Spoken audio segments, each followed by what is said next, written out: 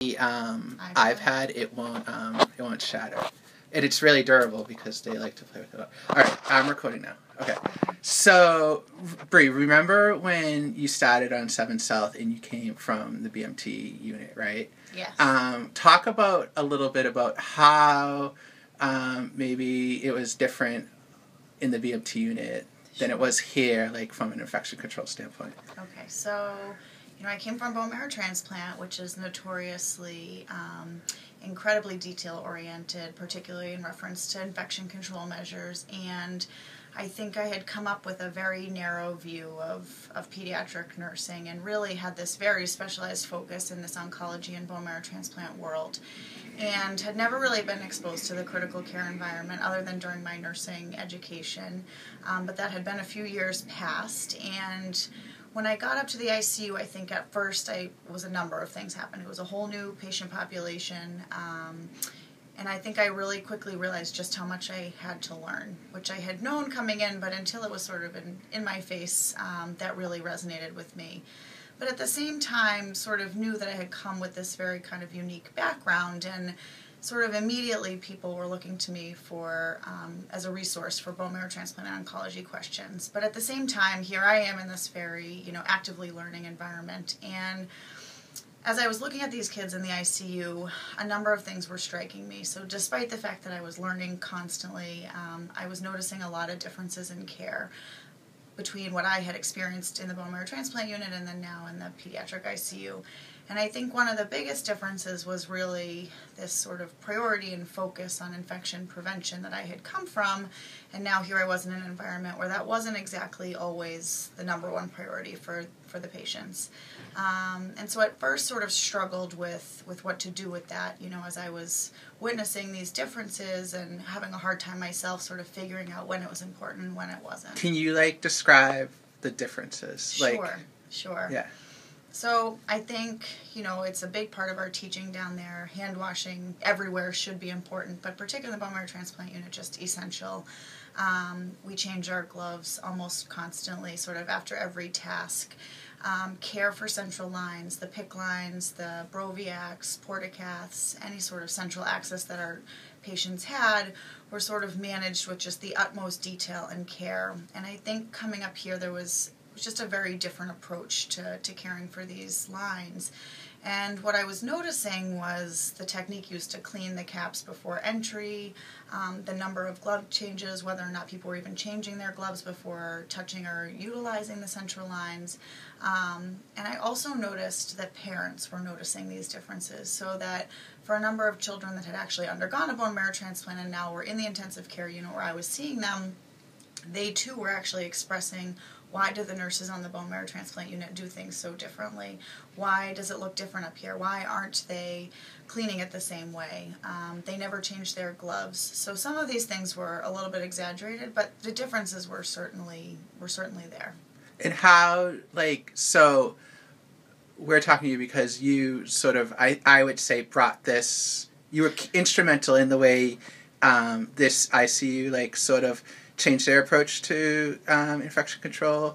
So how would you, did you feel like I think you were approached by people, you did it different down there. How do you, than what we're doing here? So I think a lot of this feedback was starting to come through to nursing leadership, both from parents and from staff, and that what we also noticed was that our line infection rate here in the ICU was unacceptably high. And I think at that point I was approached, and still quite new here in the ICU, so feeling very unsure about opening my mouth about just about anything. But as I'm sure you can tell, I love to talk. So at some point, once I got asked, it was pretty easy to try and work together to find a solution to this. And as I got talking with nursing leadership and with our infection control council, we really started to identify some of these big differences. And I think the primary thing was that there really wasn't a focus and a priority on preventing line infections, that in the ICU, given the high acuity, the fast pace, sort of the urgent nature of many, many of the things that we're doing, this idea that you sort of needed to covet the central line and really actively prevent infection just wasn't there. And that there was sort of this accepted Oh, sorry. Oh, great. This accepted understanding that line infections were okay, that they were just sort of a part and a complication of being a critically ill patient, and that really we needed to shift that mindset and that framework. And I think with a lot of education, we did a lot of work teaching staff that isn't actually the case, that you really can take the time to care for the line the way that you want to. Pause that phone. Shut off that phone. I'm shutting it. Okay, and so how did you feel like it was easy to be that person, as a new nurse in the ICU? Sure. Was it a struggle? Did people give you crap? How did it? I did this talk before, and I said I thought you were very brave, to have this sort of position. It was terrifying. I think, especially in the beginning, I don't know that if I hadn't been asked, I would have been able to necessarily do it entirely on my own.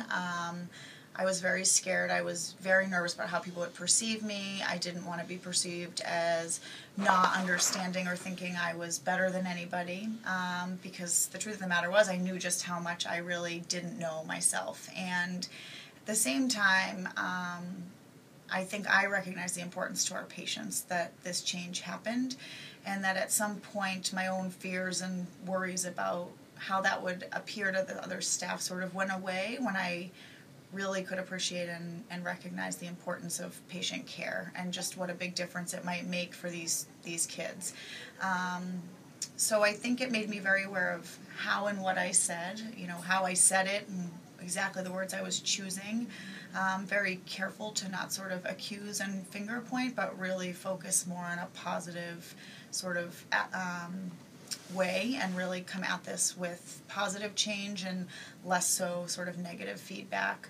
But it was a big learning curve for me, and I needed a lot of encouragement. I think, when you sort of prioritize your patient, though, you start to recognize that it is just that important, and that people are quite receptive when they really do realize they can make a difference also. Awesome. So do you think that we're better in this unit than we were Yes. How many years ago now? Yeah, and I think what the most remarkable thing is when we really saw the change happen from really within, when the staff really embraced this and started to realize that they could be empowered and that this was something they could actually change and improve, that made a big difference. I think in the beginning they really believed they couldn't fix it, that this was a problem and it was just an accepted part of critically ill kids. And I think a big shift happened when everyone started, and particularly the nursing staff who just took this on and owned it, really started to realize that they could control this. This was something they could improve, and that their actions would be, directly responsible for that improvement. Yeah. All right. Well, thanks for talking to us. I have one last question. Sure. Any words of wisdom for soon-to-be nurses and how to be leaders as they begin their careers? Oh boy, that's a big question, Dennis. Well, I think that always remember... Are you there? Are you there? Are you kidding me? Oh, what is that? I don't know. Are you there? Are you there? That must be Amy's phone. Are you there? Are you there? This is this phone doing this funny thing. Are you there? Are you there? Why doesn't she just have her ring? Are you there? Are you there? Go again. So, we're not starting over. I think my number one piece of advice would be to always remember that it's a real person in the bed, that that's a child and that's somebody's baby, no matter how old they are, and that if you remember that you're taking care of a person always, not just this thing that's sick or has a problem, and you really can focus on that human aspect, I think that will carry you far. And just to remember that compassion goes a long way, and to listen. I think those are my biggest things, and that you can make a difference, and don't ever use the phrase "I'm just a nurse," because the truth of the matter is none of us could do anything without our nurses, that we are such a critical piece to this healthcare puzzle, so never underestimate yourself. You can make a difference, and your patients and families will appreciate that. Nice. Good advice. All right. Thanks, Brie. You're welcome.